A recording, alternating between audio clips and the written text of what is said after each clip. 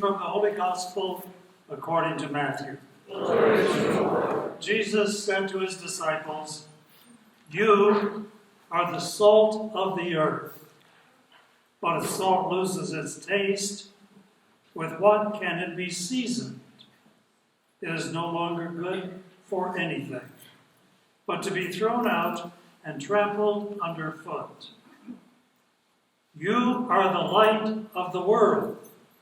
A city set on a mountain cannot be hidden, nor do they light a lamp and then put it under a bushel basket.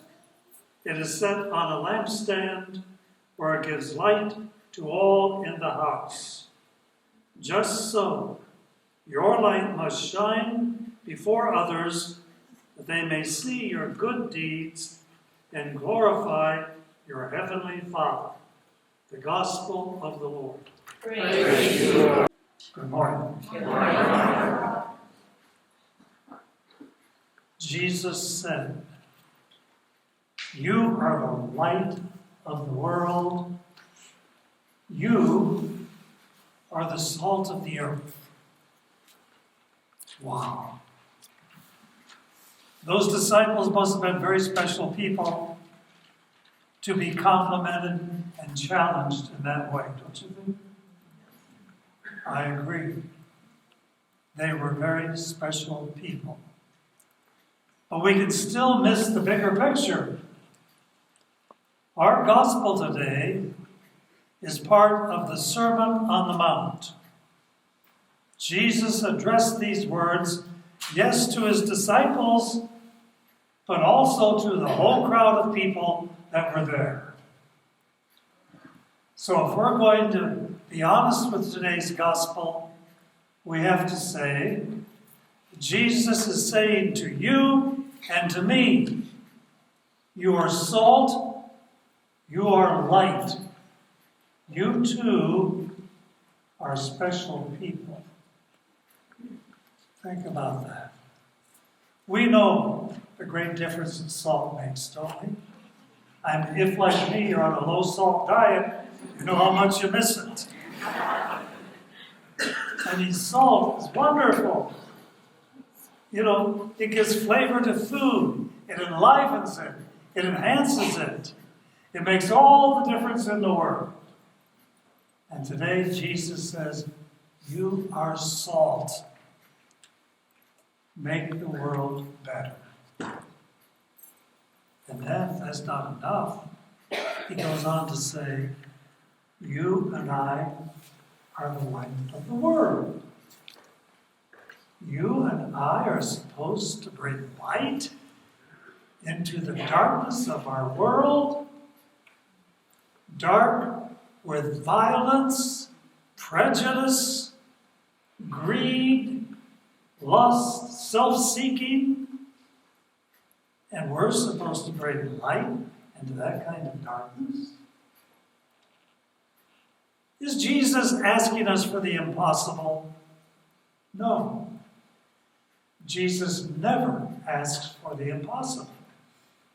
We need to remember Jesus said, I am the light of the world. It is his light that we radiate in our own little ways. And Jesus is not saying to us, do something great, do something tremendous and dramatic. No. You know, one little candle lit makes a huge difference in darkness. And salt comes to us in very tiny little granules, and a few little hair sprinkles here and there makes all the difference in the world.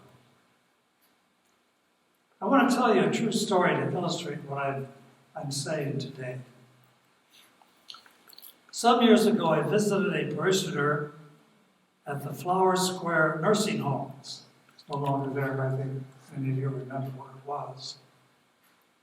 And she was a dear elderly lady who was really challenged with physical problems. She had lost both legs.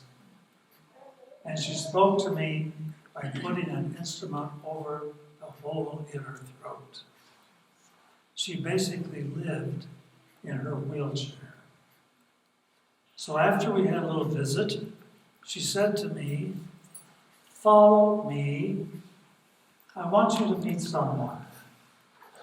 So I followed the wheelchair down a long hall into a room where there was an old man lying there.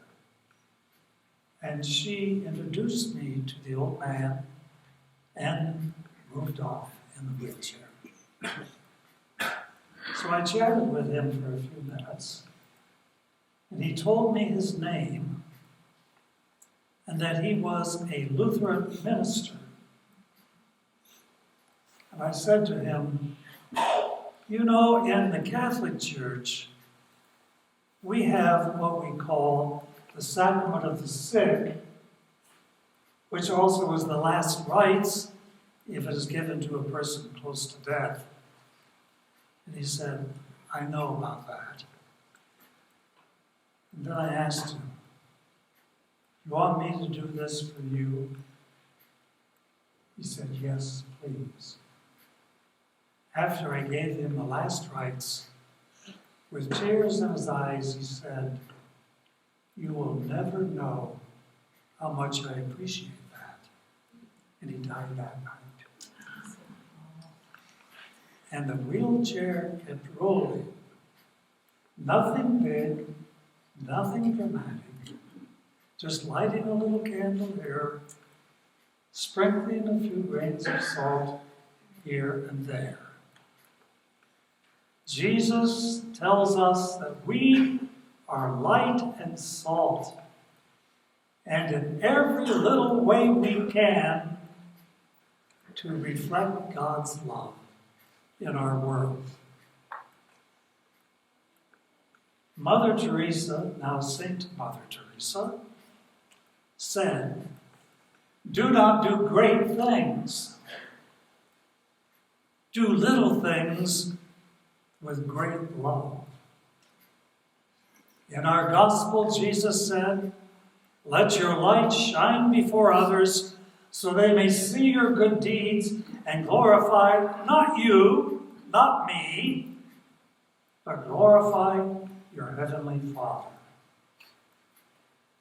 Lighthouses blow no horns. They only shine.